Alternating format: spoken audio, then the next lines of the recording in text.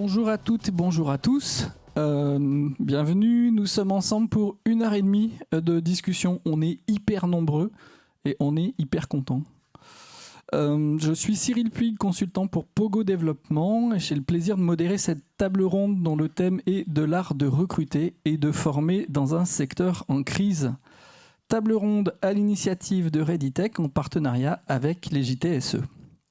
Alors, comment attirer de nouveaux talents dans un secteur en pleine période d'incertitude? Quels sont les leviers pour faciliter l'employabilité des nouveaux équipiers? Le développement des compétences peut-il nous permettre de fidéliser nos équipes? Quelles synergies devons-nous mettre en place pour concilier nos besoins opérationnels d'insertion et de montée en compétences? Voici quelques-unes des questions que nous nous proposons de creuser ensemble. Voilà, et nous n'avons pas 3 jours, nous avons 1h30. Donc on va essayer de se questionner sur ces éléments. On va se demander si nos métiers ne font plus rêver pour se poser cette question de difficulté de recrutement. Je ne suis pas persuadé qu'avant le Covid, on se posait ces questions-là, mais on le creusera dans quelques instants. Quelles sont les solutions proposées par France Travail? Quelles sont les solutions proposées par l'AFDAS? Comment le service public de l'emploi et de la formation peut-il nous aider dans ce contexte? On va se poser toutes ces questions avec Carole Zawadzki, déléguée générale de la Commission paritaire nationale emploi, formation, spectacle vivant, François Salé, directeur technique du théâtre Gérard Philippe et membre de Readytech, Astrid Fauquet, experte d'Avenir Culture France Travail en PACA, Séverine Leduc-Wisniewski, directrice départementale déléguée Paris Sud de France Travail, Fabrice, que vous connaissez toutes et tous, directeur pédagogique adjoint ISTS et membre de Readytech. Il faut que je donne ton nom, Gerbert. Guillaume Douaneau, conseiller branche et subvention de l'AFDAS. Alors, on va commencer, si vous voulez bien, par poser des constats et poser quelques chiffres. Et pour ça, du coup, je me tourne vers Carole, qui va nous présenter ça. Elle a tu as transmis déjà ton petit document ou pas encore? Pas encore. Pas encore parce que c'est payant. Non, c'est une blague. On y va. Allez, avec une présentation de la commission paritaire pour ceux qui ne connaissent pas. C'est magique. Donc, bonjour à toutes et tous, vous m'entendez bien? Donc, Carole Zawadzki, je représente la Commission paritaire nationale emploi et formation du spectacle vivant. Merci de l'invitation à Readytech et au JTSE. Moi, je vais centrer, j'ai 10 minutes, donc je vais quand même aller assez vite. Je vais tâcher de centrer mon intervention sur ce qu'on appelle les métiers porteurs ou les métiers en tension. C'est un vocabulaire qui permet de mieux qualifier un petit peu les besoins en emploi. Qui sommes-nous? La CPNE-FSV, c'est les partenaires sociaux. Les membres sont des organisations syndicales et des organisations patronales du spectacle dans les 3 branches. Donc nous sommes une organisation autonome et nous avons des missions d'intérêt général qui ressemblent à de la GPEC, pour ceux qui savent ce que c'est, la gestion prévisionnelle des emplois et des compétences, non pas sur une branche, mais plutôt sur un secteur. Quels sont les métiers? Quels sont les emplois? Est-ce que l'offre de formation répond à ce paysage? Et on a des actions mesurées, évidemment, parce qu'on n'est pas une grosse entreprise, on n'a pas de gros moyens. Mais on a des actions d'observation, de structuration, de recommandation. On porte aussi certaines formations et compétences et qualifications. Voilà. Et puis, on n'agit pas seul, on travaille avec des partenaires institutionnels très, très naturels, au premier rang duquel l'AFDAS, avec lequel nous pilotons un observatoire. Et puis, Audience, Thalys Santé, France Travail, les organismes de formation, etc., etc. On a un site internet, vous pouvez en savoir plus et être un collab sur la CPNF du spectacle. Sur les constats, l'année dernière, nous avions une table ronde un peu sur un sujet voisin. Du coup, j'ai regardé ce qu'on avait dit ensemble. Ce que j'avais dit aussi, c'est un petit peu toujours la même situation. Si on fait un panorama un peu global, à l'arrache, transversal, j'ai appelé ça la situation toujours paradoxale. Parce que d'un côté, je suis en train de me faire un torticolis. Je dois avoir mes notes. Donc d'un côté, on a du positif, quand même, tout n'est pas noir. On a un secteur qui est en croissance, c'est-à-dire que les effectifs d'emploi et le nombre de structures augmentent. Il augmente de façon constante. Il n'y a eu qu'un seul crash, c'était pendant la période de crise sanitaire. Mais sinon, on a un secteur qui est toujours en croissance, avec une très bonne image. On a des métiers qui sont motivants, passionnants, attractifs par rapport à d'autres secteurs. Il faut toujours se comparer. On reste un secteur qui plaît, qui attire, porteur de valeur aussi, et notamment chez les jeunes, parce qu'on a beaucoup de nouveaux entrants parmi les jeunes. Donc on est toujours un secteur attractif. Mais y a quand même de gros nuages noirs, vous le savez, vous êtes les représentants de la profession. Donc je vais pointer quelques éléments, mais on peut les formuler autrement, en rajouter, etc. Vous le savez, je ne les ai pas classés vraiment, mais ce qui ressort quand même beaucoup en premier, c'est la surcharge d'activité, la surcharge de travail liée à une complexité croissante pour produire, créer, diffuser les spectacles. Ce qui nous permet de dire que la seconde table ronde ReadyTech qui aura lieu demain, c'est sur la question de la charge de travail des directeurs techniques. On a des besoins de compétences qui se spécialisent. Donc après, c'est le mouton à 5 pattes. On a besoin de plein de gens qui savent faire beaucoup de choses. Et en plus, comme il y a de nombreuses transformations, ça complexifie les profils. On a des modèles économiques qui sont fortement dégradés. Ce n'est pas un scoop. La période d'incertitude budgétaire et de diminution des moyens financiers, donc humains, etc., elle est assez redoutable. Et je continue avec de la pub. Et la table ronde qui est juste après, c'est la crise à bas bruit. Tapez 1, tapez 2. De la conduite du changement qui est déjà en cours face aux nombreuses transformations multisectorielles que vit notre secteur, que ce soit dans le domaine écologique, climatique, l'IA générative, etc. etc. J'ai pointé aussi la menace sur la liberté de création, de production et de programmation. Bref, ça pose des problèmes de fidélisation, c'est-à-dire on a des gens qui rentrent dans notre secteur, mais qui sortent beaucoup plus rapidement que dans d'autres.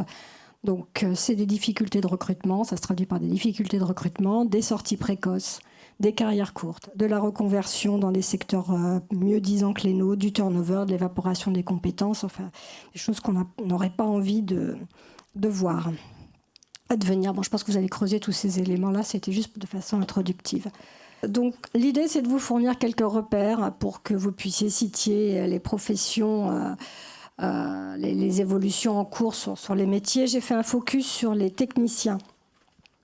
Alors pour vous convaincre qu'on est quand même dans un secteur en croissance, on a à peu près 28 000 employeurs dans le spectacle vivant, avec une évolution de 4% par rapport à l'année dernière et de beaucoup plus de 26%. Tiens, j'ai pas le bon truc.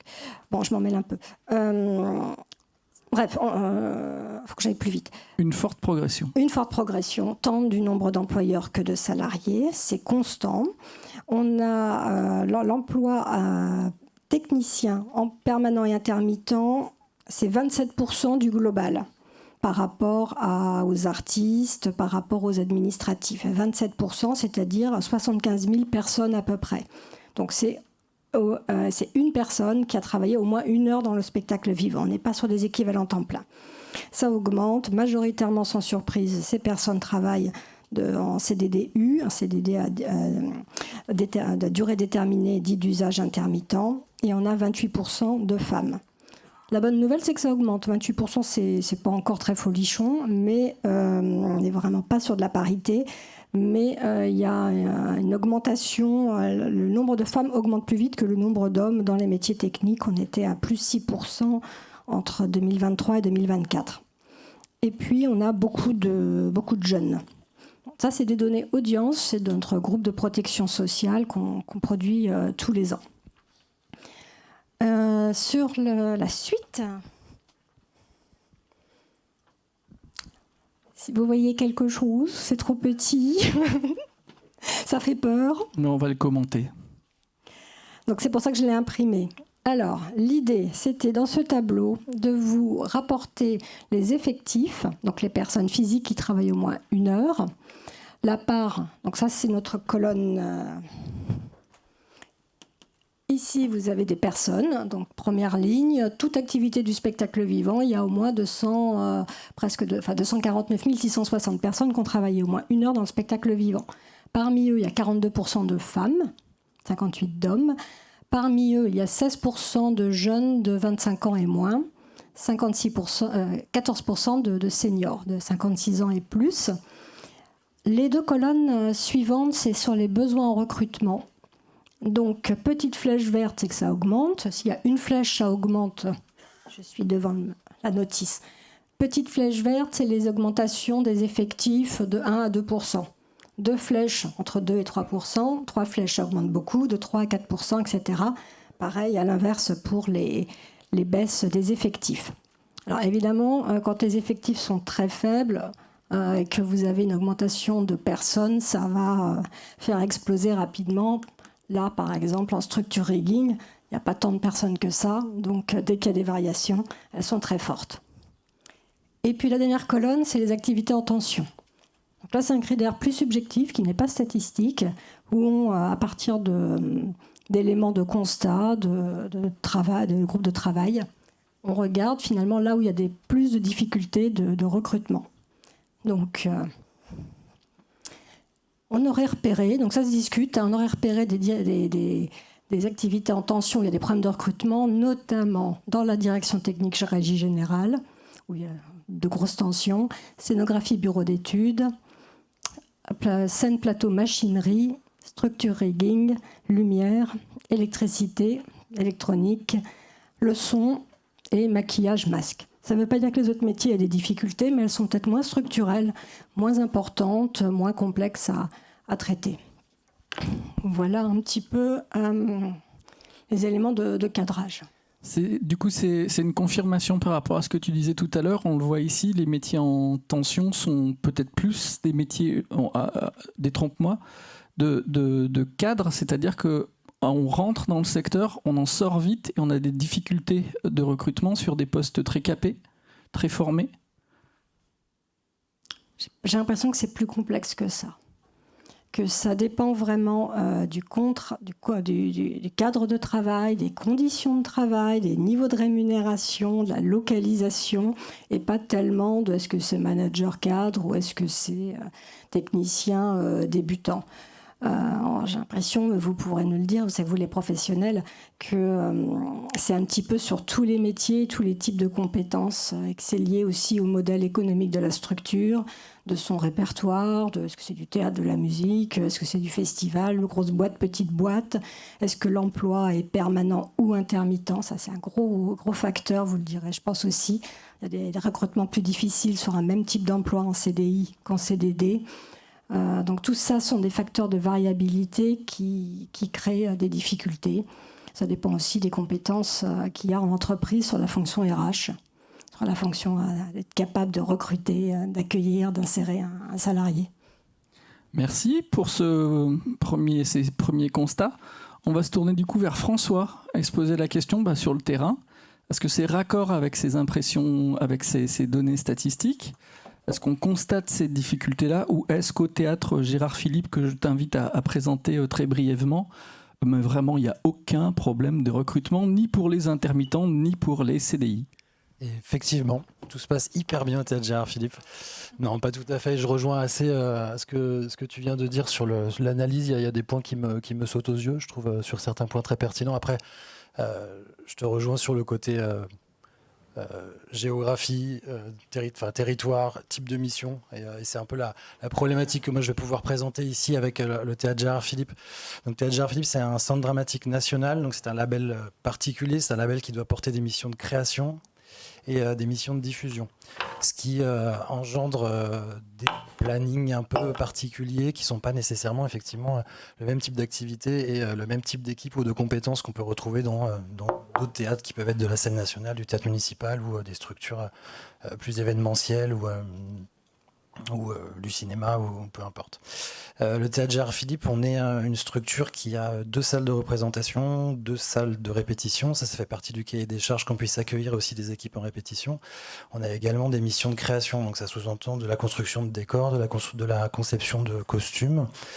Et après, ça peut aller sur effectivement de la vidéo, du masque, plein de compétences qu'on n'aurait pas nécessairement besoin à l'année. Et une des complexités qu'on va avoir, nous, c'est d'avoir besoin de compétences spécifiques sur des temps assez réduits. Donc ça, c'est la problématique de la mission pour moi de création. Un autre point un peu délicat, c'est un choix politique du Théâtre Gérard Philipe qui souhaite, dans une idée d'accompagner l'artiste du mieux qu'il peut, de faire de la série. Alors, faire de la série, c'est en soi super. On a une équipe qui est là pour accueillir. Malgré tout, j'ai pas une équipe à mon endroit suffisante pour faire une double programmation dans 2 salles en simultané, ce qui sous-entend embaucher de l'intermittence sur des postes d'encadrement, ou en tout cas de chef de service, ce qui va également sous-entendre que les renforts d'équipe sur des temps de montage, de démontage, vont avoir une cadence très déconstruite, c'est-à-dire qu'on n'a pas une régularité d'emploi, et je pense principalement à la question de l'intermittence, qui soit attractive, c'est-à-dire qu'on va embaucher des gens sur des renforts, un montage, un démontage sur des rythmes qui sont de 15 jours, voire 3 semaines pour certaines exploitations, avec un désir et des demandes quelque part de l'équipe d'avoir une régularité et un suivi montage, démontage, que les équipes de montage soient les mêmes qu'au démontage. Simplement avec un planning tel qu'il est, une nécessité pour tout un chacun d'avoir un travail et des heures, ça devient extrêmement compliqué pour nous de conjuguer toutes ces problématiques. Là, c'est vraiment la problématique Théâtre Gérard Philipe. C'est pour ça que je rebondis sur ce que tu disais tout à l'heure. Maintenant, sur les secteurs que tu as pointés comme étant potentiellement en tension, moi, je rejoins vraiment, et ça, c'est à mon sens sur un autre endroit, c'est la question du plateau.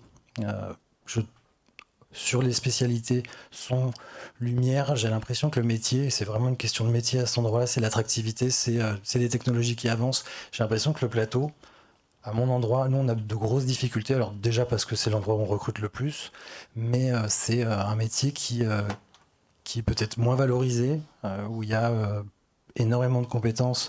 Je pense notamment à la question des cintres. Nous on est équipé avec des cintres manuels, de la motorisation, enfin, ce sont des cintres mixtes, et si on en regarde la convention collective, les salaires, la grille de salaire, le métier de cintrier est bas de l'échelle. J'ai l'impression que toute cette pensée de construction d'échelle de salaire est une pensée, je dirais, un peu archaïque par rapport aux compétences qu'on demande aujourd'hui. Même si nous, en interne, on valorise certains salaires, on se doit quand même de respecter une certaine grille, etc. Donc ça pour moi, c'est aussi, à mon sens, une complexité. Et le suivi également de ce travail, et particulièrement la question du cintre, j'insiste sur ce poste-là, mais c'est des compétences, c'est une responsabilité, même si c'est un poste qui est sous la direction d'une personne en régie. Ça reste un endroit complexe pour moi. Et après, sur la constitution de l'équipe et l'équipe permanente, c'est un problème également. On est en équipe technique, on est au total 9 salariés. On a sur le pôle spectacle, il y a 5 personnes, plus moi permanent technique, une personne en régie générale qui m'accompagne sur toute la question du recrutement et de la constitution des plannings, une personne en régie principale plateau, un régisseur plateau, une personne en lumière, une personne en son et un contrat en apprentissage également sur la lumière. Toute la partie habillage, la partie décoration, construction, tout ça n'est que de l'intermittence. Donc il y a une gestion d'un outil de travail, de plein d'outils de travail qui revient finalement, qui me revient à moi, ou alors à des personnes qu'on essaye de fidéliser, qu'on essaye de recruter. Mais ça, pareil, c'est casse-tête, les plannings sont assez décousus. Et si on se focalise sur la permanence, sur l'emploi permanent, vous recrutez comment et vos difficultés se situent à quel endroit? Si tu peux citer quelques chiffres. En préparation, tu as évoqué quelques chiffres tout à fait parlants. Sur du permanent? Ouais. rappelle. Tu m'avais parlé d'une régie, de la régie Lumière. C'était un, oui, oui. Tout à fait. Depuis que je suis en direction technique au Théâtre Gérard Philipe, j'ai eu à recruter pour l'instant 3 postes, 2 CDI, une régie bâtiment et une régie lumière, et un remplacement régie lumière en congé, enfin congé maternité. L'endroit de la régie générale, de la régie bâtiment, c'est une fonction assez particulière. On n'a pas d'accroche sur des lieux de formation pour ce type de compétences. Donc on envoie des offres d'emploi avec des réponses très variées. Ça n'a pas été nécessairement le poste sur lequel j'ai eu le moins de réponses, mais des réponses sur lesquelles nous, en tant que théâtre, avec nos moyens, on n'a pas du tout la même force de réponse quant à des niveaux de rémunération. Le niveau de compétence, on était assez raccord généralement sur les réponses qu'on a eues, mais toute la question rémunération, évidemment, quand on prend des fonctions de régie bâtiment sur des gros sites, etc., les niveaux, les gens compétents en sécurité notamment, demandaient des salaires sur lesquels j'étais pas du tout en mesure de répondre. L'autre poste sur lequel j'ai recruté, je dis lumière, mais non, c'est en son. En son, pour le coup, là, j'avoue que j'ai pas vraiment de réponse. Un recrutement, fiche de poste classique, un niveau de rémunération moyen, je ne veux pas dire qu'il est pas glorieux, mais on n'est pas non plus en bas, une attractivité à mon sens du travail sur un lieu de création, une activité variée, potentiellement un peu de tournée, enfin des choses qui pourraient être attractives, extrêmement peu de réponses, mais vraiment... alors est-ce que ce sont les moyens par lesquels on a diffusé l'offre qui sont en cause? Je ne sais pas, on utilise les moyens que tout le monde utilise, je dirais profil culture, après ça va être du réseau social, évidemment de la diffusion interne, du bouche à oreille, mais j'ai dû avoir sur un recrutement pour un poste de son, je dirais 5 candidatures, dont 2 hors sujet, notre ami facteur, et puis après des compétences qui ne correspondaient pas à l'ampleur du travail. On s'est questionné, est-ce qu'un recrutement jeune pour ce type de mission est réaliste? Moi j'aime ça, je veux dire, j'aime donner la chance, c'est pas impossible, mais c'est vrai que c'est un gros enjeu sur ce type de poste, notamment sur des postes où c'est chef de service à part entière. Et voilà, on a fini par trouver quelqu'un et ça se passe très très bien, mais c'est vrai que c'est assez inconfortable et je me l'explique pas sur un poste, encore une fois, qui à mon sens est plutôt motivant. Et on s'est posé la question en préparation d'un personnel intermittent qui chercherait éventuellement à plus de stabilité, et ça répond pas non plus aux volontés. Impossible de s'appuyer sur le volume d'intermittents du théâtre Gérard Philipe pour dire hey, les gars et les filles, il y a un poste permanent qui s'ouvre, ça vous intéresse pas, c'est pas un levier intéressant. Je dirais que la majeure partie des gens avec qui on travaille en son, notamment, pour répondre à cette question-là, viennent de l'école Louis Lumière, qui est l'école supérieure juste à côté. Donc ça a été une équipe qui travaille depuis longtemps. Je dirais, c'est pas nécessairement des permittents, mais qui connaissent le lieu, qui ont des grandes compétences techniques, mais qui par ailleurs ont des envies d'évolution bien plus grandes que celles qu'on est capable de leur offrir, que ce soit en évolution de travail et en évolution de compétences. On n'a pas la capacité de former et ça nous pose, voilà. En tout cas, à mon sens, l'endroit du son spécifiquement, ça a été un problème. Le volume, parce que j'en ai pas parlé, le volume d'embauche intermittente au Théâtre Gérard Philipe, on est à un équivalent de 12-13 équivalents temps plein selon les années pour une équipe technique permanente de 6 personnes, moi compris. Merci pour ces premiers constats. Alors on a de la chance d'avoir, on va poursuivre sur cette partie-là, on a de la chance d'avoir avec nous 2 personnes de France Travail. Et on va commencer avec Séverine, peut-être pour une présentation justement de comment fonctionne, comment est structuré le service public de l'emploi, et puis après partager aussi vos constats sur cette difficulté de recrutement. Donc merci pour les questions. Donc, l'organisation à France Travail sur le domaine culture et spectacle est assez diverse, en tout cas très particulière en Ile-de-France, puisqu'on a la chance d'avoir 2 agences dédiées. On a une agence de techniciens du spectacle qui est à Saint-Denis, et on a une agence pour les artistes du spectacle qui est dans le 15e arrondissement. C'est une spécificité de l'Île-de-France, sachant que le secteur culture et spectacle est vraiment pris en compte par France Travail. On a un comité de pilotage, il y a vraiment des échanges très réguliers avec des partenaires. Donc nous, dans l'idée, c'est vraiment de mettre en avant ce secteur. Alors Astrid, qui vient de PACA, c'est encore une autre organisation, mais toujours est-il qu'on a vraiment mis des personnes dédiées dans chaque agence, dans chaque région, avec une organisation spécifique pour prendre en compte ce secteur-là. Donc sachez en tout cas que France Travail a vraiment pris à bras-le-corps ce secteur-là avec ses besoins et cherche des solutions concrètes. Vous pouvez nous dire ce que vous constatez, comment vous repérez, et vous me parliez en préparation de la difficulté à alimenter les offres du secteur. Alors sur les offres du secteur, comme vous le savez, c'est beaucoup de marchés cachés, ce qu'on appelle le marché caché, c'est-à-dire que vous travaillez généralement avec des personnes régulièrement, vous les appelez régulièrement, donc l'offre ne passe pas forcément par nous. Donc les personnes qui sont inscrites chez nous, qui recherchent dans ce domaine-là, les professionnels, n'ont pas forcément accès à la totalité des possibilités d'emploi. Pour autant, dans notre organisation, puisque nous avons ces deux agences-là, en tout cas en Île-de-France, on a des conseillers dédiés à l'entreprise sous la bannière de France Travail Pro et leur action va consister à contacter les entreprises du secteur pour glaner des offres. On a une grosse offre de services qu'on cherche à mobiliser et évidemment on va proposer tout ce qui va concerner les formations d'adaptation, tout ce qui peut accélérer un retour à l'emploi. Donc certes, les candidatures ne sont pas forcément toujours au niveau de ce que vous pouvez attendre. Pour autant, on travaille aussi sur tout l'aspect formation pour leur permettre d'être à niveau. Et ce sont bien souvent des professionnels. C'est aussi une chose qu'il faut avoir en tête, c'est qu'on a un public d'intermittents, donc régulièrement ils sont indemnisés, ils gèrent plutôt bien leur emploi du temps, ils savent quand ils travaillent, quand ils ne travaillent pas, et évidemment, eux généralement ont une forte autonomie, y compris sur le domaine de la formation. Ils savent très bien quels sont les modules dont ils ont besoin, ils viennent nous voir, là j'ai besoin d'un cofinancement, et nous on est là pour les accompagner. L'avantage aussi d'avoir notre organisation avec des conseillers dédiés, c'est que très souvent, pas systématiquement, mais très souvent, nos conseillers sont des anciens du domaine.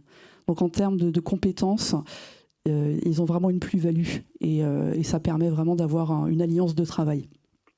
Alors dans ce secteur en crise, au final, c'est quoi votre offre de service? Comment vous accompagnez le secteur?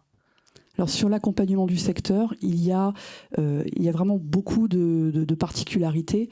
Je vais vous citer par exemple, puisque dans nos agences, ceux qui sont inscrits, ce sont des personnes qui généralement sont plutôt intermittentes ou proches des 507 heures, ou en tout cas qui ont eu une compétence dans ce domaine-là. Elles restent un certain temps, donc bien souvent, certaines personnes souhaitent quitter ce domaine-là.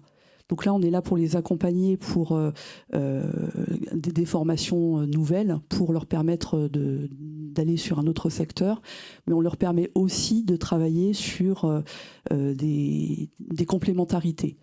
Je vous donne un exemple. Dans nos inscrits, comme je vous ai dit, on a les artistes et les techniciens. Très souvent, quand on regarde, on voit qu'ils ont souvent une double compétence. C'est-à-dire qu'un artiste peut très bien se dire finalement, je peux aussi faire machiniste. Et on a beaucoup de personnes inscrites. On regarde, quand on fait l'analyse des dossiers, ils ont la double compétence. Donc on cherche à favoriser les porosités entre ces deux secteurs, parce qu'au final, ça leur permet de maintenir une compétence, de développer leur action dans ce domaine-là et d'y rester, puisque c'est quand même, vous l'avez dit, on l'a entendu, un secteur où il y a besoin de vraies compétences. Donc plus on va aider ces personnes-là à avoir cette mise à niveau qui est requise dans un secteur qui bouge beaucoup, mieux ce sera pour maintenir ces fameuses compétences et des personnes en capacité de nous faire rêver grâce au métier.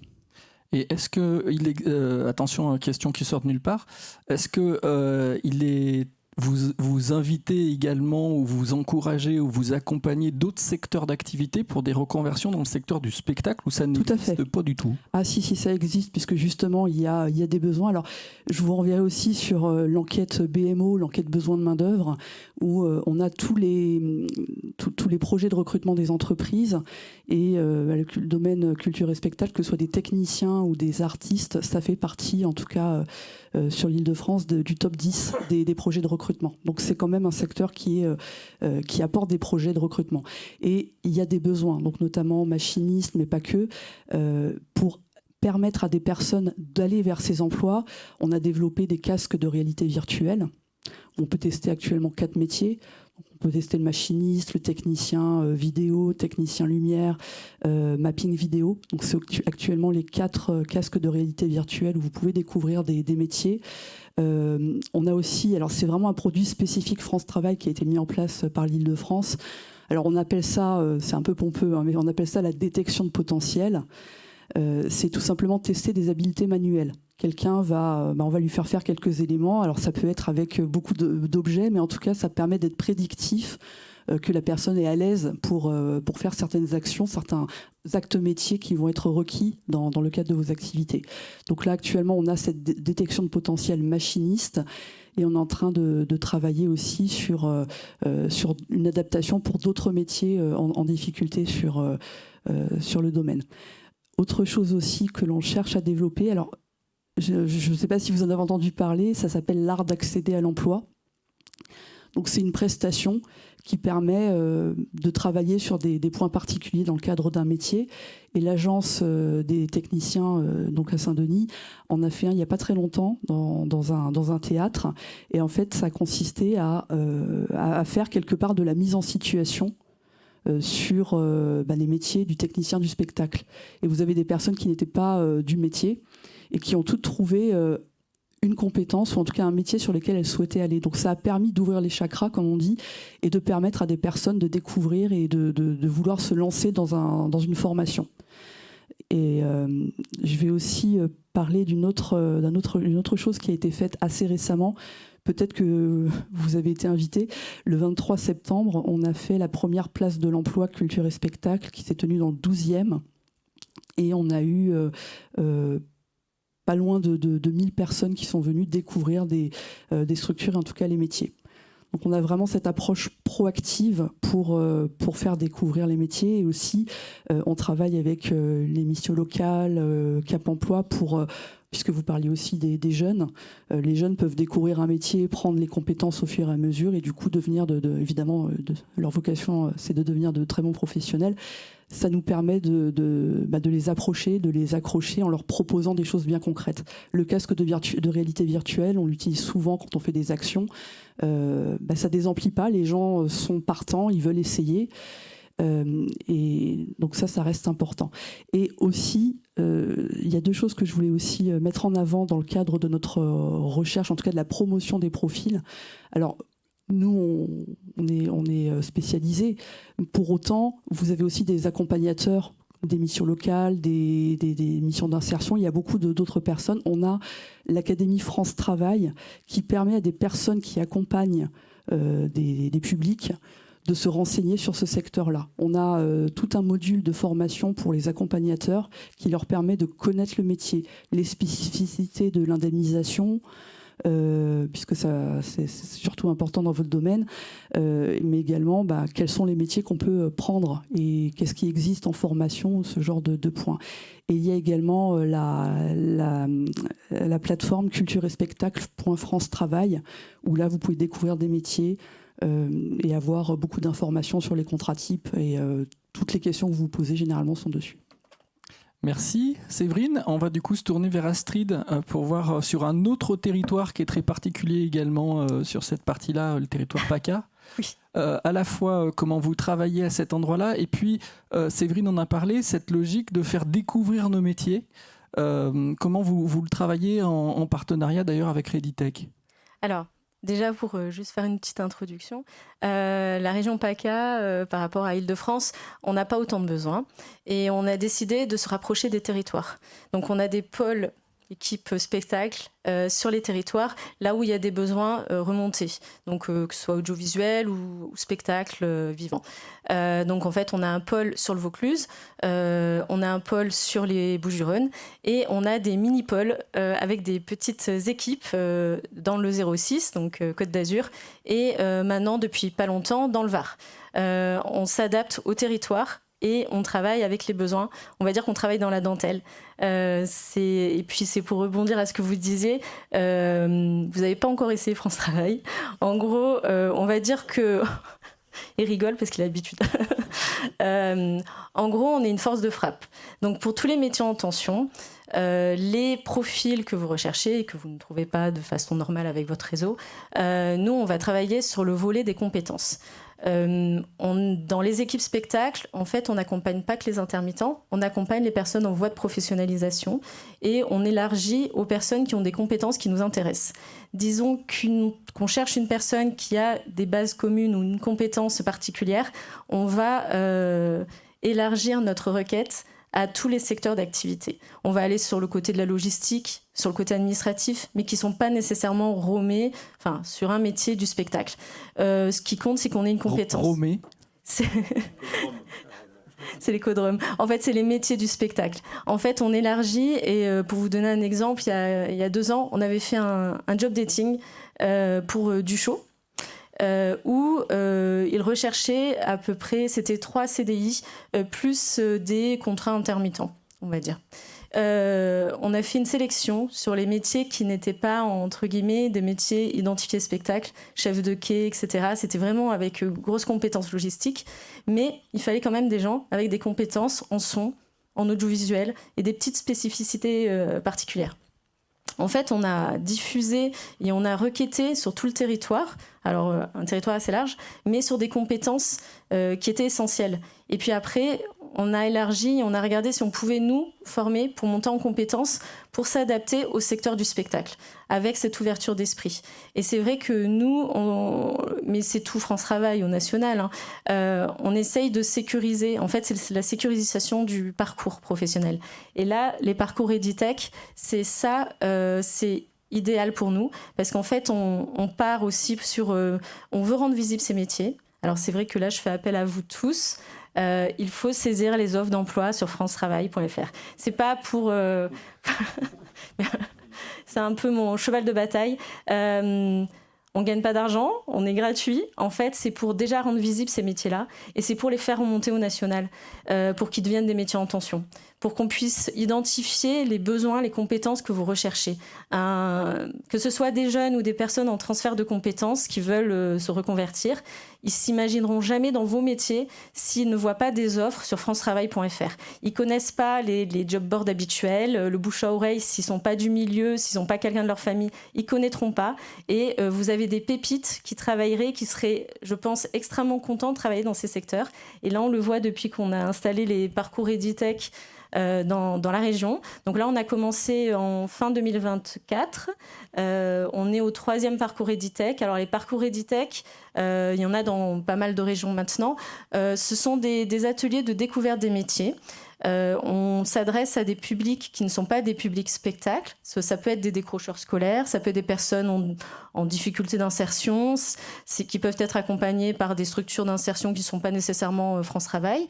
On peut avoir un peu tout profil. Les parcours, ça va être une suite d'ateliers avec découverte des métiers, mais ceux qui recrutent. On n'est pas là pour vendre du rêve aussi, c'est important pour nous. C'est surtout connaître vos besoins et pas projeter des personnes sur des métiers qui ne recrutent pas. En fait, ce n'est pas le but. Former en nombre, trop formé, c'est mal formé. C'est vraiment sécuriser les parcours professionnels. Alors, c'est vrai qu'on a moins de besoins aussi, nous, dans notre région, qu'en Île-de-France. Et aussi, on se rend compte qu'il y a moins de mobilité. Actuellement, les personnes qui sont codifiées spectacle nous demandent plutôt de travailler sur leur territoire. Avant, on leur disait demain, tu vas sur Brest, ok. Tu vas sur Nice le lendemain, tout va bien. Là, maintenant, on a aussi une évolution de ces profils qui, depuis, on va dire, c'est après le Covid qu'on a vu ça, nous disent, non, en fait, moi, j'ai envie de rester sur mon territoire et se sédentarisent. Parfois, se reconvertissent, mais se sédentarisent. Et on a une nouvelle génération aussi qui ne connaissent pas du tout les métiers liés, on va dire, à l'intermittence.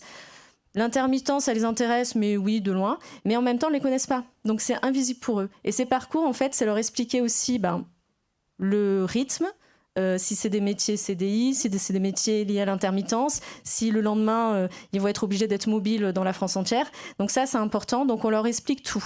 Donc dès qu'on a fait la découverte de ces métiers qui recrutent et qu'il y a le témoignage des professionnels, on peut mettre et installer des immersions professionnelles. Les immersions professionnelles, c'est, on va dire, un peu, ça s'apparente à un stage.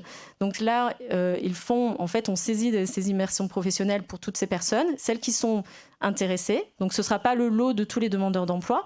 Donc, pour la première session, ils étaient 45 et il n'y a eu que 12 immersions professionnelles effectuées. Donc, en fait, il y a eu déjà un écrémage. Mais c'est important parce que même une personne qui s'est projetée dans ces métiers-là, elle se rend compte avec les témoignages des professionnels, en fait, que ce n'est pas pour eux. Donc, c'est bien, en fait. On avance sur son parcours aussi. Donc, c'est important pour cette personne. Donc, sur les 12 personnes qui ont fait ces immersions, là, je vous dis les chiffres. On est sur 12 personnes. On est déjà sur un CDI, 5 ouvertures d'intermittence, une ouverture à l'intermittence dans quelques heures, on va dire ça comme ça, et 2 reprises d'emploi non définies, peut-être hors culture. Mais c'est exceptionnel en fait, parce qu'on n'était pas nécessairement sur des personnes qui venaient du spectacle, on est sur des personnes qui étaient souvent en transfert de compétences ou des décrocheurs scolaires. Et ça, on touche des personnes, des jeunes, qui en fait parfois ont pu obtenir des CAP, mais en fait travailler dans le BTP, ça leur disait rien, et ils ne s'imaginaient pas dans les métiers du spectacle. Donc ça aussi, c'est notre métier de travailler et de leur dire, ça peut être pour vous aussi. Ok, c'est vrai que c'est un métier un peu de bouche à oreille, du marché caché, etc. Mais ça n'empêche pas que c'est aussi un petit métier avec des paillettes. Et je pense qu'aussi de donner un sens, et ces métiers du spectacle, ça donne un sens à des personnes qui ne sont pas nécessairement motivées de travailler sur la construction de bâtiments. Je prends cet exemple-là, mais il y en a d'autres. Donc voilà pour les parcours EdTech. Et là, on est sur la 3e session. On essaye de faire vraiment... le but, c'est pas de faire du nombre, c'est d'aller vers les besoins d'identifier les besoins de recrutement, en fait. Donc on a fait un peu le secteur de la musique, le secteur du théâtre, et ça tourne suivant les besoins. Le but, c'est que ça tourne dans toute la région. Merci Astrid. Fabrice, sur ces parcours EdTech, ça se construit comment avec France Travail ? Alors ça se construit très facilement avec les membres de Reditech qui sont très actifs dans ce genre de démarche, parce qu'on a vraiment l'envie de Reditech, c'est d'inclure des gens qui sont éloignés de nos métiers, de donner la chance à ces personnes-là. Ça se passe très facilement dans les régions où il y a des France Travail Culture, on va dire, et c'est beaucoup plus difficile dans les régions, parce que toutes les régions ne sont pas forcément dotées d'agences culturelles. Donc là, dans les régions où il n'y a pas d'agence culturelle actuellement, c'est très compliqué, on n'arrive pas à les mettre en place. Grosso modo, on arrive à faire Nouvelle-Aquitaine, les Hauts-de-France, Île-de-France, Aura, PACA et Grand Est. Voilà, c'est les différentes régions où on a une facilité, parce que dès qu'on est en contact avec des gens de France Travail Culture, c'est extrêmement facile de travailler avec ces personnes-là et de mettre en place. C'est très volontaire, elles sont toutes très volontaires pour mettre en place ce genre d'action. C'est Reditech qui prend son bâton de pèlerin et qui sollicite, ou ça se fait dans l'autre sens ? Alors, au début, c'est Reditech, soyons honnêtes. Et quand on l'a fait une fois, après, c'est France Travail qui vient nous chercher. Et justement, ils viennent nous chercher sur d'autres formes. C'est ça qui est intéressant aussi. Dès le départ, l'idée, c'était de faire vraiment un partenariat avec France Travail. C'est pas de juste proposer quelque chose, c'est de créer un partenariat sur le long terme pour qu'on s'acculture des deux côtés. C'est même si France Travail Culture est dans le domaine culturel, ils connaissent peut-être pas forcément tous les métiers, toutes les choses en tension. Donc, on les acculture et eux aussi, ils nous acculturent. Donc, je rejoins les 2 personnes de France Travail, posez vos offres d'emploi sur France Travail. C'est là, on a mis l'exemple, tu as cité tout sauf France Travail. C'est très important parce que si on veut avoir des métiers en tension réellement identifiés, il faut qu'on puisse passer par du chiffre objectivable. Et les chiffres objectivables, je vais y arriver, c'est France Travail qui va pouvoir les donner exactement. Et s'ils ont des métiers en tension, ils pourront demander plus de sous au ministère de l'Intérieur pour avoir du sou, pour faire de la formation. Parce que le problème, c'est le creux, on en parlait tout à l'heure. Il y a le creux quand ils sont intermittents. À ce moment-là, c'est plus facile. Ils peuvent suivre des formations via les financements qui est géré par l'OPCO AFDAS. Mais après, quand ils sont en début de carrière, c'est très difficile pour les France Travail. Tous les métiers sont en tension. Donc forcément, entre un poseur de panneaux photovoltaïques qui est très en tension, ils vont avoir des sous pour former les gens. Et le domaine culturel, si on n'est pas en tension, ils auront moins de sous pour former les gens. Donc les agences de France Travail, c'est très bien ce qu'on met en place. Mais à un moment donné, il y a l'étape 3 qui est les stages en immersion. Il faut aller à l'étape 4, c'est-à-dire que ces gens-là, on puisse les rendre plus employables, c'est-à-dire leur faire des formations même courtes. Mais même là, des fois, ça peut poser des problèmes de financement parce que nous ne sommes pas en tension. Donc pitié, posez vos offres d'emploi sur France Travail et profitez des services de France Travail. Moi, je suis un employeur, je suis passé par France Travail Vaucluse, et en plus, j'ai été super bien accompagné, et en plus, j'ai eu des facilités de recrutement, et j'ai même eu des prises en charge de financement au début, parce que la personne venait d'un quartier dit défavorisé. Alors on a déjà parlé de plein de choses, on a parlé de conditions d'emploi, on a parlé de conditions de travail. On aborde maintenant la question de la formation. Tu le disais il y a un instant quand tu parlais des difficultés de recrutement, on se pose la question de prendre un profil plus capé et de le faire monter en formation, de le faire monter en compétences à travers la formation. Je m'adresse du coup voilà, changement de casquette. Côté ISTS, c'est quoi votre position sur la question et comment vous accompagnez à cet endroit-là ? Alors, je vais parler aussi au nom de tous les centres de formation. En tout cas, je laisserai mes camarades du CFPTS et de l'ENSAT aussi communiquer peut-être à la fin de cette table ronde. Je pense que bien souvent, les employeurs ne prennent pas assez en compte le développement des compétences de ses salariés. Je pense que l'art de recruter, c'est une chose. L'art de fidéliser, ça passe aussi par la formation des salariés. Et je pense qu'à l'heure actuelle, les employeurs ne consacrent pas assez d'argent à la formation. C'est pas parce que je suis centre de formation, c'est parce que c'est un peu une remontée de terrain.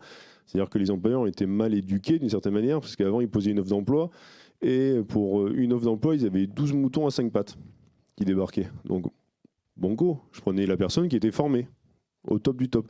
Maintenant, on se rend compte que c'est plus compliqué, et qu'il va falloir accompagner les gens pour qu'ils puissent se former. Là, je vois dans mon champ de vision, je vois un ancien apprenti de l'ISTS qui fait sa formation de direction technique au CFPTS, pour des raisons de timing aussi, qui est importante.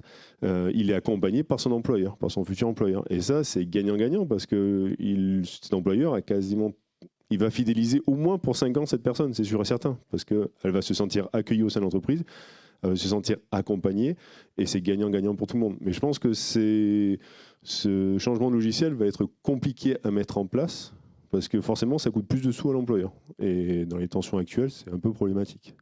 Mais le développement de compétences, c'est quelque chose qui n'est pas encore trop rentré dans nos institutions. Et il faut vraiment le prendre en compte. Et on le voit avec les jeunes, notamment quand tu animes une publicité pour les jeunes le 9 décembre à la Comédie Française, quand on fait les journées de prévention des risques, et bien effectivement, il y a beaucoup de jeunes. Et les jeunes font remonter comme information quel est le plan de développement de compétences de votre entreprise. Et bien souvent, les entreprises n'en ont pas du tout. Et c'est des éléments qui ne sont pas utilisés par les employeurs. Puis on se tournera vers François au moment du recrutement. Est-ce que c'est des choses qui sont mises en avant, par exemple, au théâtre Gérard Philipe ?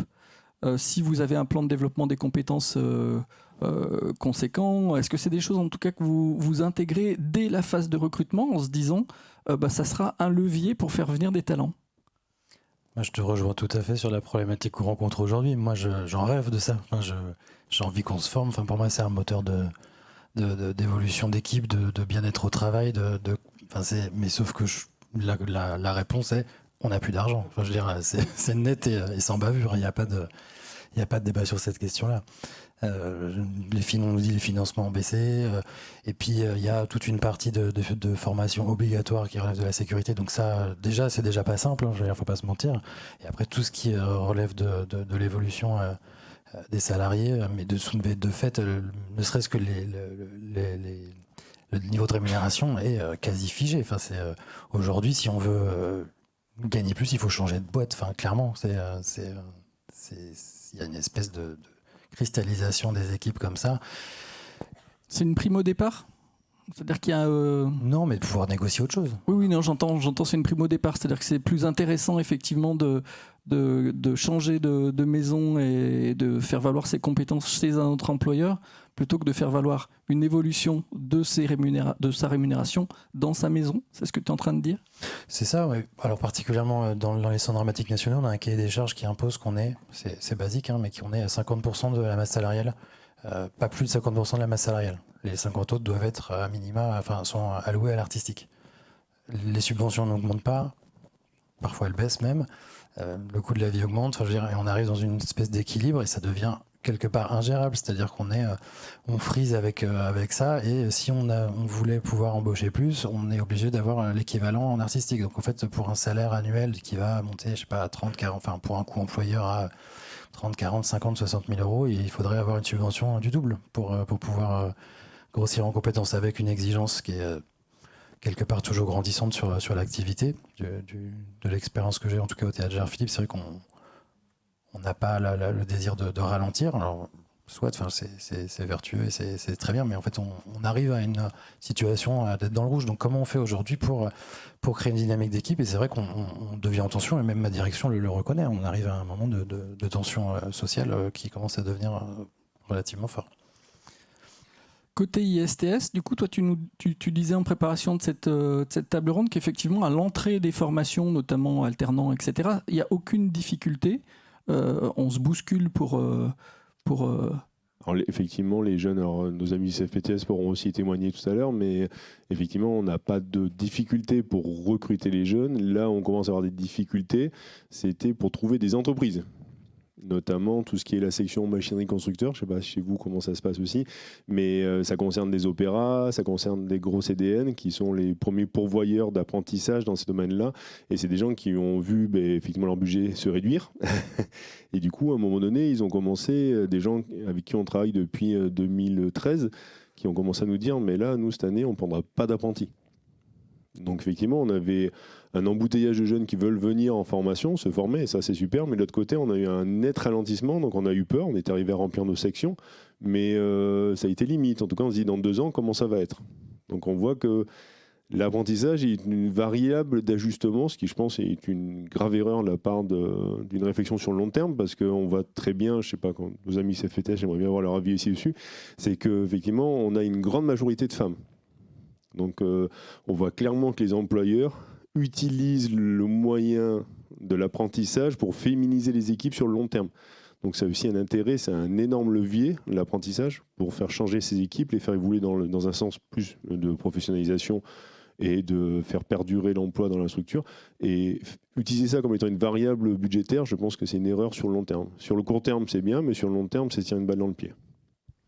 Avant de donner la parole à l'AFDAS, une dernière question pour ce poste d'observation qu'est la formation. Au final, tu constates aussi des personnes qui se forment à la direction technique, mais qui ne vont pas vers la direction technique à la sortie de la formation. Alors je balance, moi je balance. Tu m'as dit. Non, je l'ai dit, j'assume ce que je dis, c'est vrai, c'est tout à fait vrai. On n'est pas là pour vendre du rêve, et c'est vrai que dès le départ, avec Creditech, on a fait le travail avec France Travail, on s'est dit on n'est pas là pour vendre des paillettes, on n'est pas là pour faire rentrer des gens et dépenser de l'argent pour de la formation ou dépenser du temps, de l'énergie, parce que les équipes de France Travail, nous on est à plaindre, mais les équipes de France Travail, elles sont pas nombreuses, ou pas nombreux, et ils courent tous après le temps, et ils donnent énormément d'énergie. Donc l'idée, c'était d'être honnête avec les gens. C'est-à-dire que quand ils viennent chez nous, effectivement, on ne leur vend pas du rêve. Et quand on est en formation, c'est aussi notre responsabilité de dire clairement qu'est-ce qui incombe à la direction technique. Et quand ils rentrent en formation, le premier mois, ça va à peu près. Le deuxième mois, ça concerne la démarche de prévention des risques, en tout cas chez nous à l'ISTS. Et au bout du deuxième mois, ils commencent à comprendre que « Ah, mais ça, moi, je suis responsable de ça, je dois gérer ça. » Après, on fait le bâtiment, après, on fait les RH. Et plus ça va, plus on charge la barque, et plus on voit la barque commencer à arriver au point limite de flottaison. Et effectivement, on a des stagiaires qui vont rester en régie générale, qui nous disent clairement, ils disent super, merci pour la formation, mais on va rester en régie générale, voire même un stagiaire qui n'est pas présent ici, mais qui m'a dit, mais si il a pris le poste de son ancien directeur technique, et il se rend compte tout ce que ne faisait pas son ancien directeur technique, parce qu'il n'avait pas envie de le faire. Et il se dit, mais si j'avais su, je ne suis pas certain que j'aurais accepté le poste. Donc on est là aussi pour être honnête avec les gens, on n'est pas là pour leur vendre des rêves. Et effectivement, plus ça va, plus on se rend compte qu'il y a quand même des profils, et pas des mauvais profils, attention, vraiment des gens qui ont des très bons profils, qui se disent, mais qui réfléchissent de plus en plus à se dire, attends, est-ce que je vais vraiment prendre un poste de direction technique à la fin de la formation? Et ça, c'est un problème. Merci Fabrice. Alors Guillaume, on se tourne vers l'AFDAS parce qu'effectivement, il y a la question de la formation comme étant un des leviers pour recruter dans un secteur en crise a été presque un fil rouge entre tous les participants. Du coup, la question, c'est comment l'AFDAS s'accompagne ? Bonjour. Oui, on a plusieurs leviers sur l'attractivité, sur la fidélisation qu'on a entendu par les employeurs, notamment François.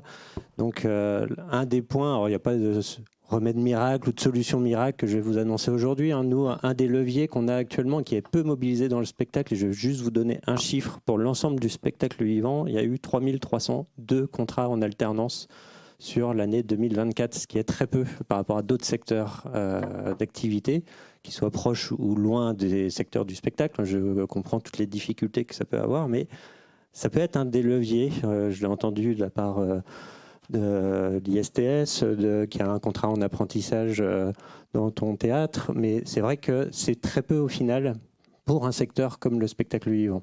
Et donc je pense qu'un des leviers, peut-être que le contrat d'apprentissage il est bien connu, mais un autre contrat en alternance existe, c'est le contrat de professionnalisation, qui peut répondre à des problématiques, justement le mouton à cinq pattes qu'on cherche. Eh bien, peut-être que celui-là on ne le trouvera jamais, et peut-être qu'on peut le construire. Je ne sais pas si c'est... Moi, je vais arrêter ma métaphore ici, mais c'est comment est-ce qu'on arrive avec un profil, avec certaines compétences, à pouvoir l'intégrer dans le cadre d'un contrat de professionnalisation en lui faisant passer des parcours modulaires qui répondent pleinement aux besoins que vous avez par rapport à vos difficultés de recrutement et aux compétences que vous avez pour la stratégie de votre structure. Et ça peut être un des leviers, me semble-t-il, qu'on peut lever avec vous. Vous n'êtes pas seul, justement, et c'est là l'accompagnement qu'on peut avoir, nous, l'AFDAS, c'est que lorsqu'un employeur nous sollicite avec ce besoin de compétences, lorsqu'il recrute une personne, c'est d'identifier avec lui les besoins en compétences qui lui manquent pour après ensuite aller monter peut-être un programme modulaire avec un prestataire ou avec plusieurs prestataires de formation dans le cadre d'un contrat de professionnalisation, c'est possible, et de pouvoir justement aller chercher les bonnes compétences parce qu'elles font défaut lorsqu'on va aller chercher un candidat. Et donc c'est peut-être un des leviers possibles. Quand j'écoute, c'est moi en tout cas ce que je relève. Il y a plein d'autres dispositifs qu'on gère à l'AFDAS, mais celui-ci me paraît intéressant en tout cas à creuser avec les employeurs. Et on a eu, on en avait parlé l'année dernière à une table ronde ici ces journées, puisqu'on a un parcours machiniste qui, avec un prestataire du spectacle vivant, en fait, on avait un collectif d'employeurs qui nous ont sollicité pour monter justement un projet dédié sur les machinistes. En fait, ils n'arrivaient pas à recruter les machinistes. Voilà, il y a une carence de personnes qui venaient sur ces postes-là par méconnaissance. Et donc, en faisant un tour de table avec les différents employeurs qui étaient dans ce collectif-là, c'est de monter un parcours à la carte, modulaire, et qui permettent de répondre à ce besoin spécifique qui avait été identifié. Et donc nous, on a fait l'ingénierie pédagogique avec un prestataire de formation. Et ensuite, on a eu une première session de 12 alternants qui ont pu travailler dans plusieurs théâtres sur l'Île-de-France. Et puis on a une deuxième session qui est apparue, et cette formation-là est devenue un certificat de qualification professionnelle porté par la branche du spectacle vivant. Donc l'histoire est continue, elle se pérennise dans le temps avec une certification pour valoriser justement ce parcours en alternance qui au début était une expérimentation. Donc c'est aussi pour donner la suite de ce qu'on avait raconté l'année dernière. Sur le contrat de professionnalisation, il est financé comment? C'est le plan de formation, c'est le plan de développement des compétences de l'entreprise ou c'est autre chose? Alors c'est justement aussi pour ça que j'en parle, parce qu'on voit bien que sur le plan de développement des compétences, que ce soit pour les salariés permanents ou pour les intermittents du spectacle, et je pense que je pourrais avoir 1000 questions dans la salle tout à l'heure pour les intermittents du spectacle, n'hésitez pas, je pourrais y répondre, mais on voit que c'est des fonds qui sont contraints pour les employeurs. Lorsque, François, tu parles, oui, développement des compétences, c'est chouette, mais bon, déjà avec toutes les formations obligatoires pour lesquelles on doit envoyer nos salariés, déjà le budget qui est consacré à ces fonds-là pour les employeurs, en fait, ça ne permet pas d'aller envoyer ces salariés sur pléthore de formations complémentaires dont on a besoin, mais qui sont peut-être moins vitales ou moins obligatoires, en tout cas, que la formation de sécurité. Là, dans le cadre du contrat de professionnalisation, c'est des fonds de l'alternance qui ne sont pas bloqués, justement, ou qui ne mobilisent pas les fonds disponibles par les entreprises ou par les structures.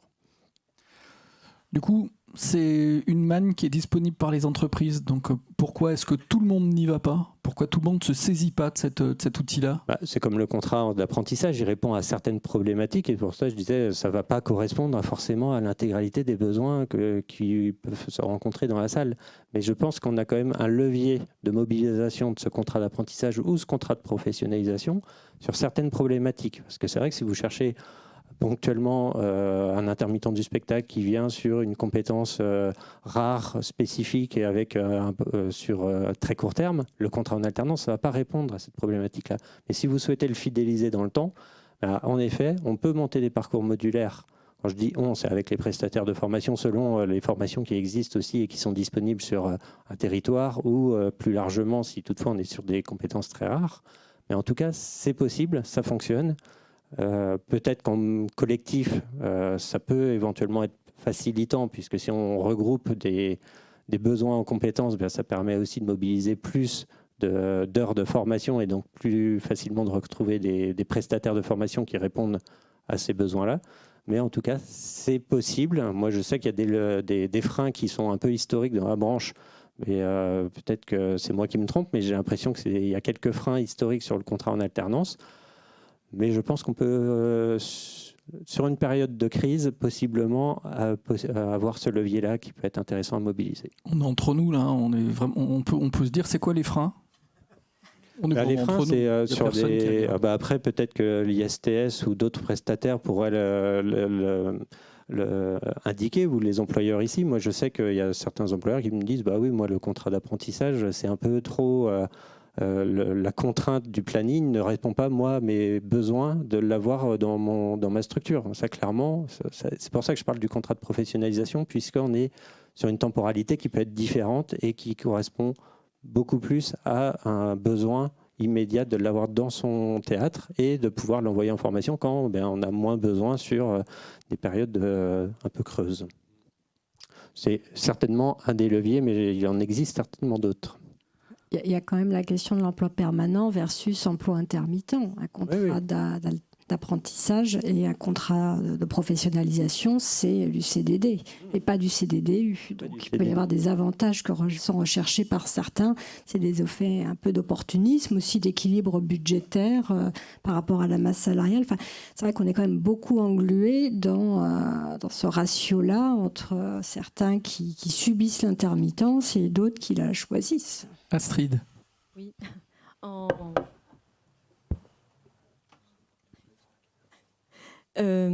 Oui, je voulais parler du contrat de la POI. C'est la préparation opérationnelle à l'emploi. Merci. Qui n'est pas, je pense, suffisamment utilisé dans le spectacle vivant. Alors certes, c'est pas pour des contrats liés à l'intermittence, parce ça demande un contrat de 6 mois au minimum.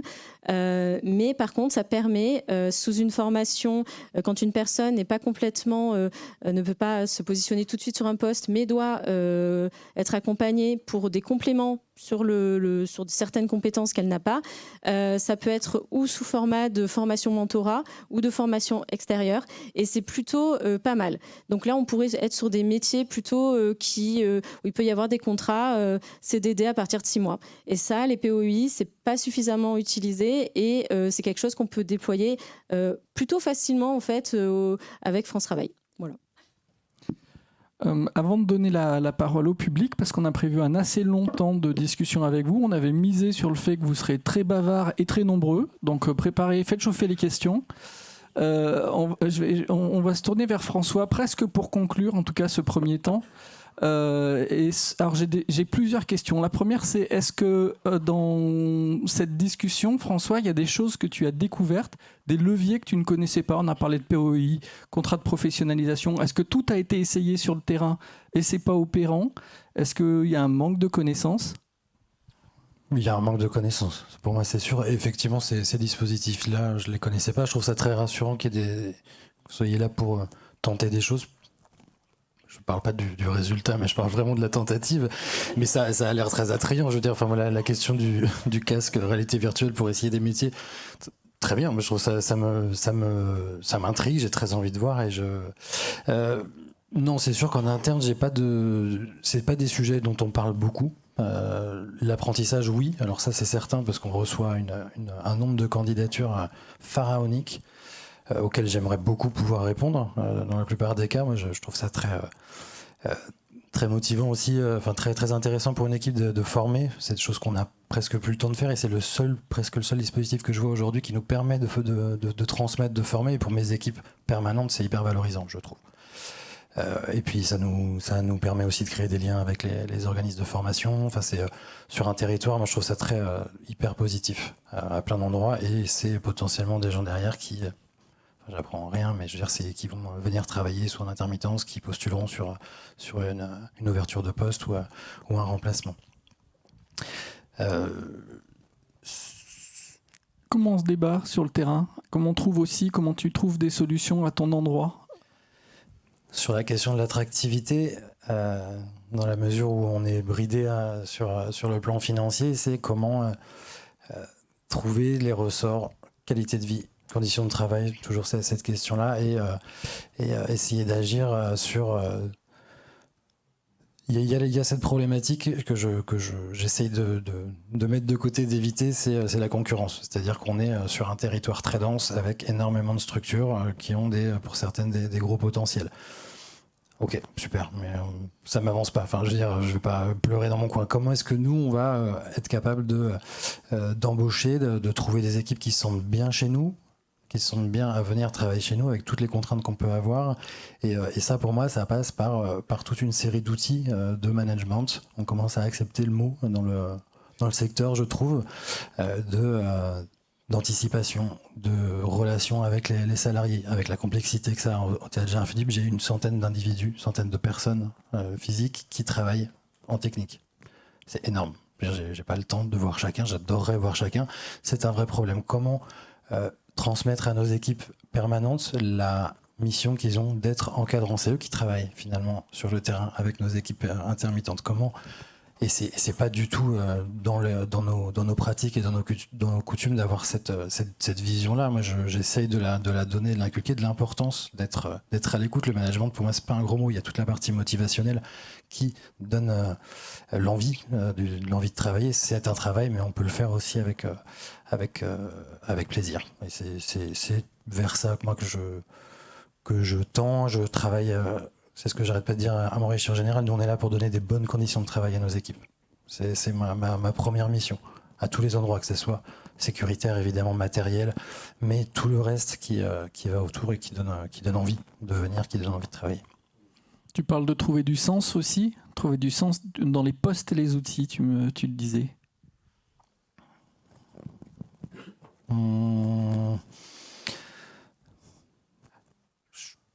La question du management, moi je la trouve valorisante. Quand je vois une situation de travail qui pour moi c'est flagrant, c'est une histoire d'organisation de travail. C'est pas une histoire interpersonnelle. Alors une mauvaise organisation va générer de la tension. Le fait d'être capable de driver une équipe, de résoudre une équipe, de transmettre, parce qu'on est aussi dans cette question-là, de transmettre une mission, mais de transmettre une compétence. Ça, c'est un retour forcément positif pour les équipes, mais c'est donner ce goût-là, donner le goût et faire comprendre l'importance de prendre du recul, et particulièrement sur les postes de régie, de leur dire votre compétence, votre spécialisation, elle est hyper importante, et c'est ça qu'il faut valoriser, c'est-à-dire peut-être moins faire, prendre plus de temps, prendre plus de recul, anticiper pour pouvoir transmettre. C'est entendu par les équipes ou c'est encore difficile? Non, ça vient. J'ai l'impression que ça vient.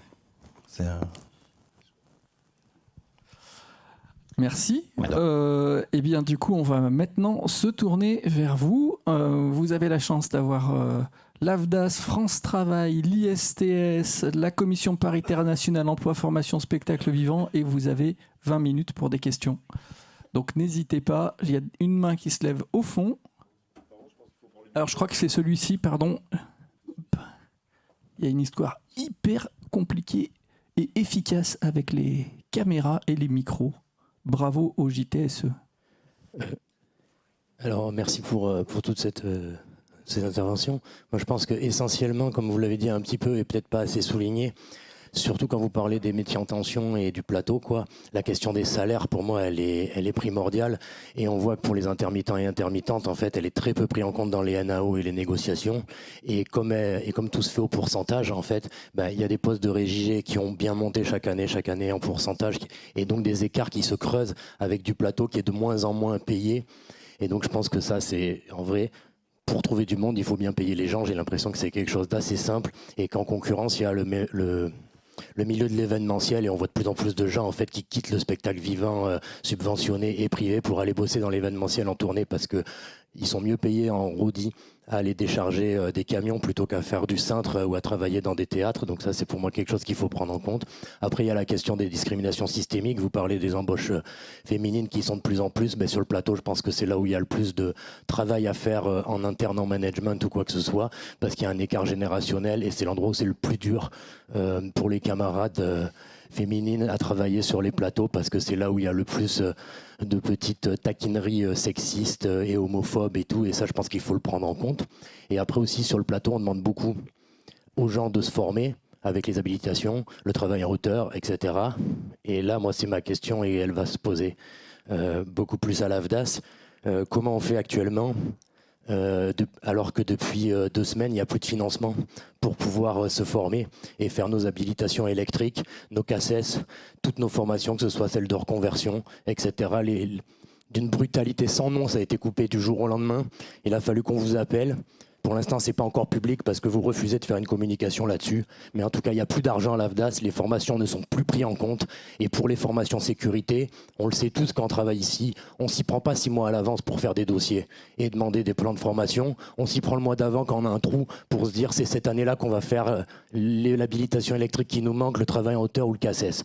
Et là, il y a beaucoup de techniciennes qui sont dans la merde parce qu'ils ne vont pas pouvoir se former alors que c'est demandé par les employeurs. On va laisser l'AFDAS répondre du coup. Merci beaucoup pour la question. Merci. En effet,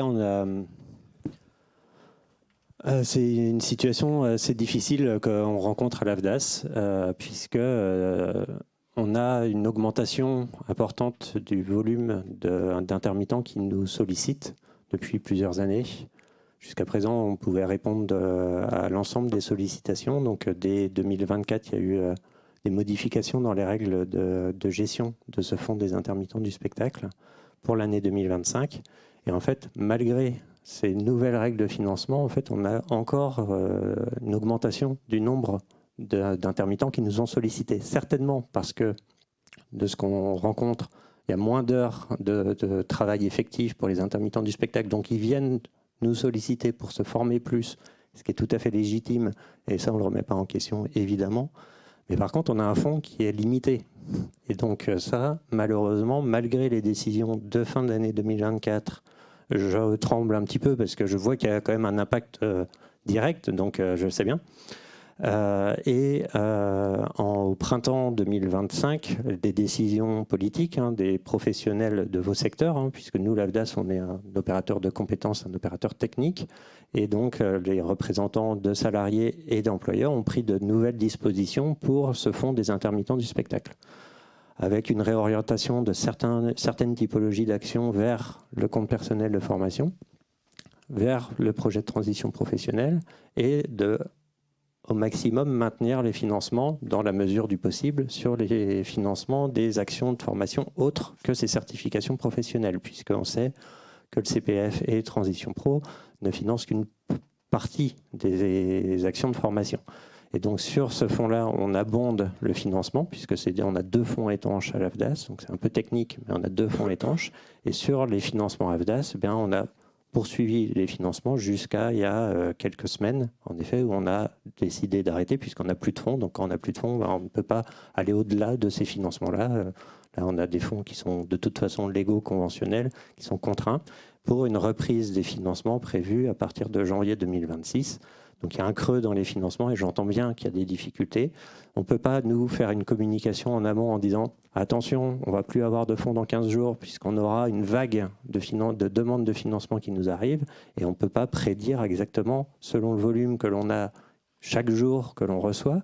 Enfin, il faut prendre en compte aussi qu'on a un gros volume de dossiers qu'on reçoit à l'AFDAS et je comprends tout à fait, et j'ai été conseiller à l'AFDAS pendant des années en délégation régionale, je comprends exactement ce que ça peut faire quand on a après une réponse en face à face d'un intermittent qui a un projet de formation en sécurité qui lui est demandé par l'employeur pour pouvoir trouver du travail après. Je comprends tout à fait. Donc on a toujours cette piste du CPF pour certaines typologies d'actions de sécurité qui sont certifiantes. Ça ne répond pas à l'ensemble des demandes. Je le conçois et je vois bien monsieur derrière. Voilà, il y a certaines pistes. Et pour l'instant, je n'ai pas toutes les pistes, évidemment. Et à partir de janvier 2026, on va réouvrir les financements selon des nouvelles règles qui seront validées par notre conseil d'administration mi-décembre. Merci pour cette réponse. Astrid voulait répondre également. Oui, il faut passer par France Travail. Alors, non, mais Avec niveau de plaisir. Hein. non, en fait, pour les régions, le CPF abondement, ça fonctionne aussi au niveau des financements France Travail. Vous êtes des demandeurs d'emploi, vous avez des droits comme les autres demandeurs d'emploi. Vous pouvez aussi demander un cofinancement voilà, via France Travail et votre profil personnel. Je le dis parce que ça existe et qu'actuellement dans ma région, c'est ce qu'on fait, surtout pour des CACES ou des voilà, habilitations électriques, etc. Ça se fait en ce moment.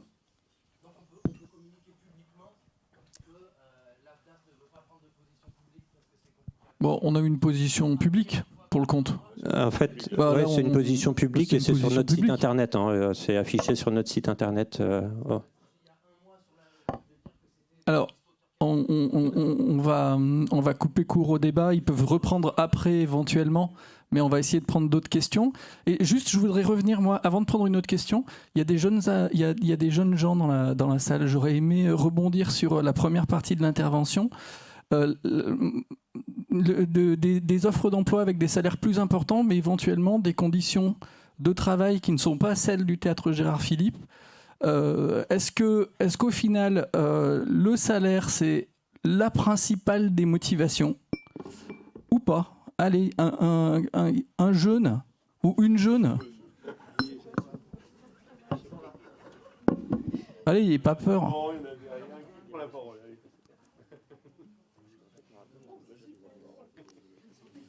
Alors moi, actuellement, Merci beaucoup. avec plaisir.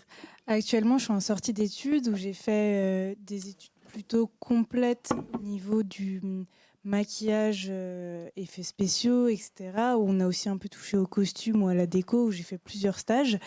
Des études en 3 ans où j'ai pu toucher à plein de choses différentes. Et actuellement, je suis en difficulté à trouver du travail car beaucoup de choses se font, comme on a pu le dire, en... Marché caché, on appelle marché ça. caché, c'est ça.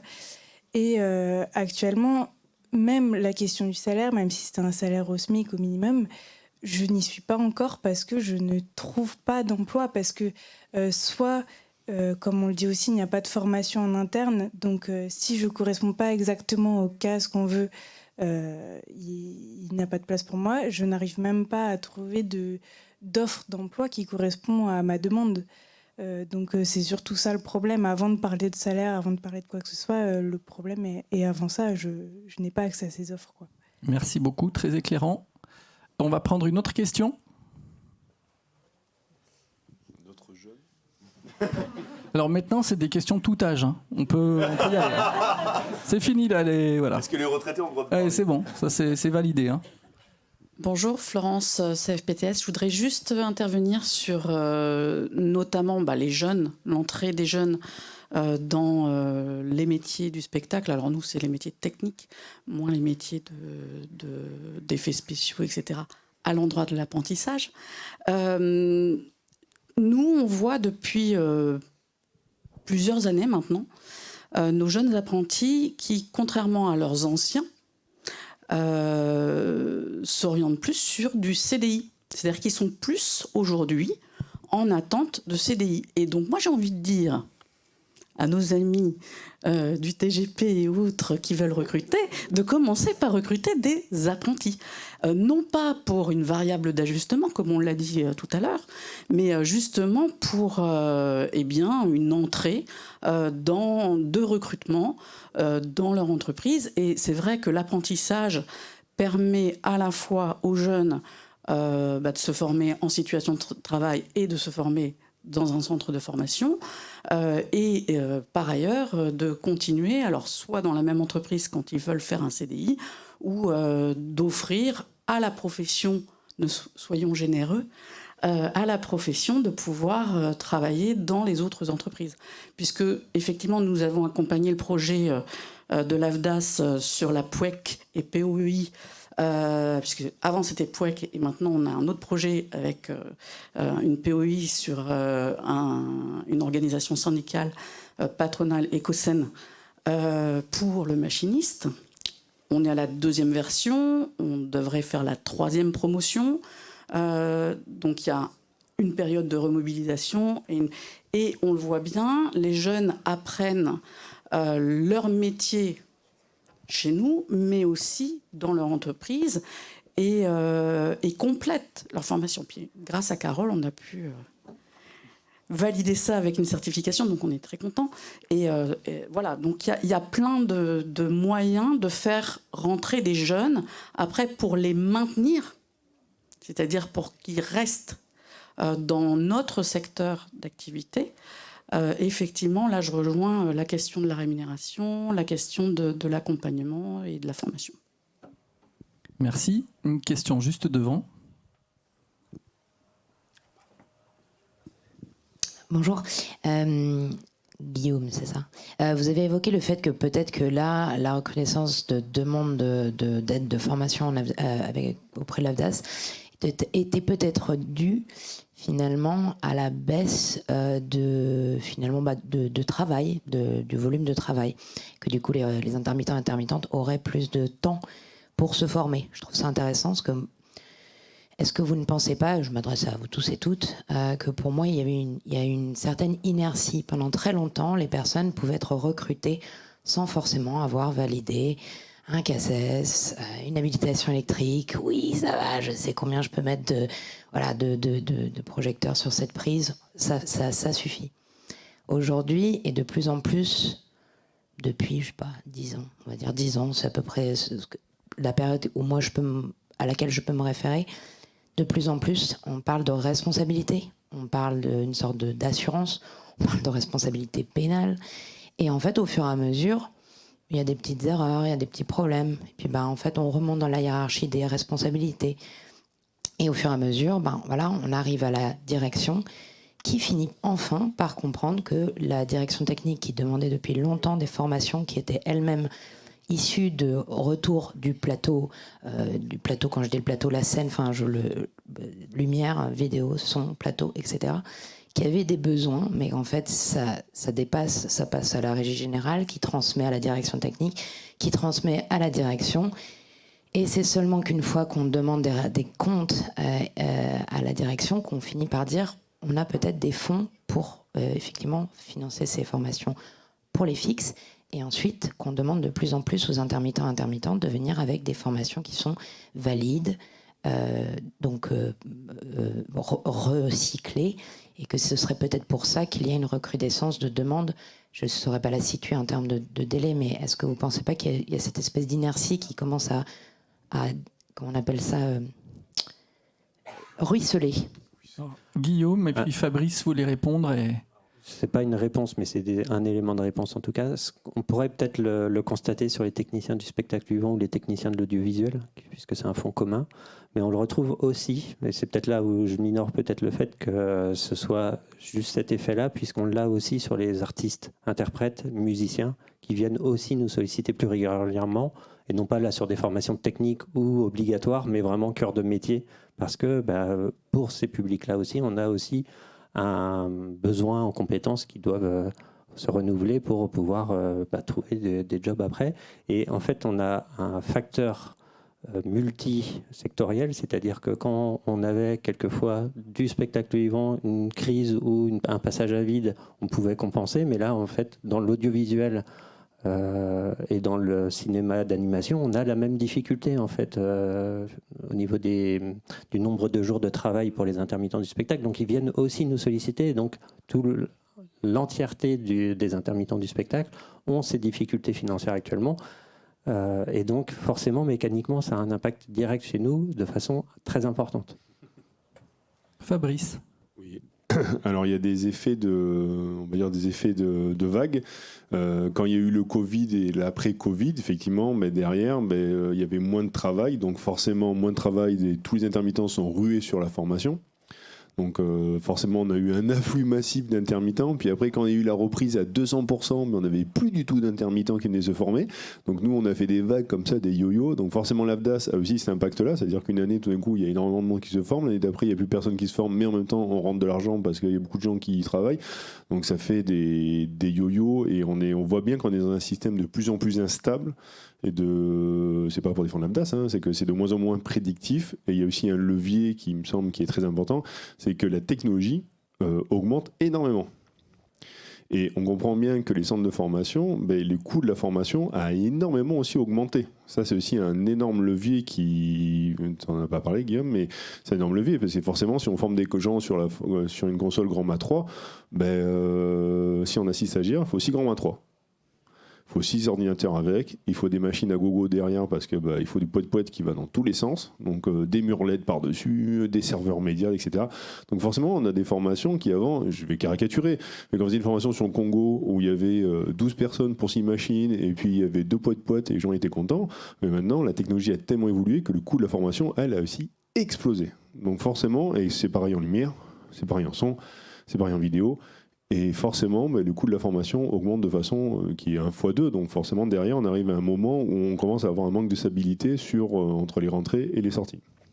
Alors, Carole voulait dire un mot, et puis après, on va passer à François aussi, pardon. Et il y a au moins 4 ou 5 mains dans la salle. Alors donc très vite, rapidement, on est victime de notre succès. Plus les gens se forment et plus ils ont besoin et envie de se former. Donc c'est plutôt une bonne nouvelle. Et puis on a aussi une offre de formation qui s'est bien développée. On a des catalogues de plus en plus fournis. Donc ça aussi, c'est une excellente nouvelle d'avoir plus d'offres. François, très vite. Très vite, c'était sur la question de qu'on a évoqué tout à l'heure sur la double compétence ou la pluricompétence, toujours ce mouton à 5 pattes. J'entends, et c'est en même temps, je peux aimer l'idée de la reconversion, et en même temps aujourd'hui, et ça m'inquiète énormément, c'est-à-dire que je vois beaucoup d'artistes qui, d'un coup, parce que complexité de trouver du travail, disent je vais faire Machino. Machino, c'est un travail, ça nécessite une formation. Je me retrouve dans une situation où la légitimité de mes équipes est remise en question. Et cet accompagnement-là me semble essentiel, en tout cas, de vraiment prendre en compte ces reconversions en interne dans un même secteur. Mais en tout cas, je sais que ça peut crisper dans mes équipes, de se dire, en fait, cette personne-là, pourquoi celle-là, alors qu'il y en a plein d'autres qui se forment, parce que c'est du réseau interne, etc., etc. Mais en tout cas, l'endroit de la double formation, de la double compétence, pardon, me pousse quelques petites questions sur la légitimité. Alors, nouvelle règle du jeu sur les minutes qui viennent. Questions courtes, réponses courtes, et on va essayer de prendre le plus possible de questions, et je me tourne vers la régie pour savoir si on peut rendre la salle avec 5 minutes de retard. La régie me dit pouah, vas-y. Ok, j'adore. C'est bon. Alors, Véronique. Elle m'a prêté le micro. Angère Nolot, je suis directrice technique à Nantes dans une halle événementielle, et j'ai une question qui va plutôt porter sur France Travail, sur l'art de recruter. J'ai forcément des métiers de recrutement de régie générale, régie son, régie vidéo, et pour autant je ne peux pas recruter d'intermittents parce que je ne suis pas sur du spectacle vivant. Je pose la question comme ça, je ne sais pas comment faire sans passer par un prestataire technique qui va me louer du matériel en même temps, parce que sinon c'est du prêt de main-d'œuvre illicite. Voilà. Je veux bien une réponse. Je ne sais pas si elle sera courte. Allez, Séverine. Mais je la pose comme ça. La réponse ne peut pas être courte, mais par contre, je viens vous voir après, je prends vos coordonnées. Un résumé. Moi, j'adore, hein, c'était réponse courte, question courte. Vas-y, Véronique. Alors, j'avais passé le micro à Bérangère parce que c'était pas vraiment une question, c'était une contribution parce que Fabrice nous sollicitait. Donc, Véronique Dubin, ENSAT à Lyon, et je vais contribuer à ce que vous disiez sur la formation donc, des directeurs techniques. Nous, on est une école d'art, on forme plutôt des métiers artistiques, mais il y a une formation à la direction technique. Et effectivement, on se pose tout le temps la question de l'employabilité et de la tension dans ce métier, parce qu'effectivement, on est 3 structures de formation à sortir chaque année des promos de directeurs et directrices techniques. Et c'est un métier qui reste en tension. Et effectivement, je pense qu'il y a... Alors nous, on a fait le choix, pour le coup, dans notre recrutement, on est plutôt sur des transférabilités de compétences, ce qui répond un peu à ce que tu disais, Fabrice, sur Est-ce qu'on est prêt à passer d'un coup de la responsabilité de régiger à celle de DT? Nous, effectivement, on forme des gens qui s'attendaient à être cadres plutôt dans des équipes de direction. Donc, ce problème-là est peut-être moindre. Mais le vrai problème que j'ai entendu, c'est la question de la sédentarisation.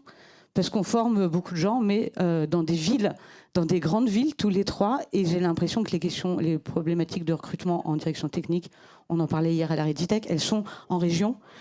Et cette question-là, on n'a pas de solution, mais peut-être que c'est vraiment de raisonner plutôt en termes de transférabilité plutôt que d'essayer d'envoyer les gens ailleurs, quoi. Voilà, c'est une piste peut-être. Allez, une autre. Alors, il y a devant. Il y a une Avignon, main c'est une aussi. pas cool. Il y a un monsieur qui lève le bras depuis tout à l'heure. Monsieur. Bonjour Pablo, moi j'aimerais juste interpeller sur une chose. Donc j'ai appris à l'ISTS et puis je suis au CFPTS actuellement en formation. Je voudrais juste interpeller sur une chose, c'est notamment le financement des formations, surtout des grosses formations. On passe par Transition Pro en général, et j'aimerais alerter ou m'interroger sur la disparité d'accueil des documents, du moins des dossiers, peut-être ou pas, ça c'est une question, soit en fonction de la région, si la formation a lieu autre part, etc. Et où est-ce que c'est pas national ou quoi? Parce que moi, en gros, je passe par l'AFDAS, je suis intermittent du spectacle. Mais est-ce que dans la façon dont le dossier est traité, selon la région, les règles ou l'appréciation est différente? Et je pensais que sur le territoire national, il y avait une équité et d'analyse et de traitement. Donc si ce n'était pas le cas, je voulais m'interroger là-dessus. Guillaume. Alors, il n'y a personne de Transition Pro autour de la table, ni de Certif Pro. Et en fait, les Transitions Pro sont des structures indépendantes de région en région. Donc c'est pour ça que vous pouvez avoir des disparités de traitement sur Transition Pro. Hein. On est bien sur ce cas-là. Des projets de transition professionnelle. Donc l'AFDAS, vous avez une uniformité de traitement sur l'ensemble du territoire, et pour le CPF c'est pareil. Par contre, Transition Pro, c'est bien des organisations territoriales. Donc je ne sais pas si c'est bien ça la question qu'il y avait, mais j'avais l'impression que c'était Transition Pro. Et on prend une dernière question-réponse. Ouais, ça marche pas. Si. Non, je voulais relancer la question tout au début, qui était une question sur les salaires entre l'événementiel et le spectacle vivant, qui a été un petit peu oubliée en termes de réponse. Je ne sais pas s'il y a des gens qui peuvent abonder dans ce sens. Voilà. Il y a l'événementiel, c'est aussi très varié, les petites boîtes, des grosses boîtes, donc ça va être varié. Il y a aussi je fais la course de Normand, je vais un peu griller le poisson. Il y a aussi, surtout, on se fait piquer nos professionnels par le loisir. J'ai l'impression que la concurrence, elle est plutôt là. Les parcs de loisirs qui proposent des rémunérations mieux disantes, des conditions de travail peut-être aussi meilleures, des charges de travail moindres. Donc je ne pense pas que ce soit vraiment l'événementiel lui-même qui souffre aussi dans le contexte actuel de pénurie, de manque de moyens. Je n'ai pas vraiment répondu. En tant que gérant d'entreprise de construction de décors, moi, tout ce qu'on dit, il faut que les entreprises forment. Je travaille beaucoup pour les institutions publiques. J'en ai formé plein. J'ai pris des gens en alternance. Et après, ils vont où? Ils vont justement dans l'événementiel, parce que c'est du 3-4 euros plus cher, quoi. Et qu'est-ce qu'on fait? Voilà, fidéliser, c'est quelque chose qui n'est pas possible. Même si on donne énormément, et voilà, il y a un moment donné, le salaire compte énormément. Surtout avec des disparités comme ça, quoi. Alors j'ai envie de dire, ça sera la dernière prise de parole. Il nous reste du coup à vous remercier, à remercier Reditech, à remercier JTSE, remercier Camille, Joseph et Alexandre à la régie. Et merci beaucoup à l'ensemble des intervenants.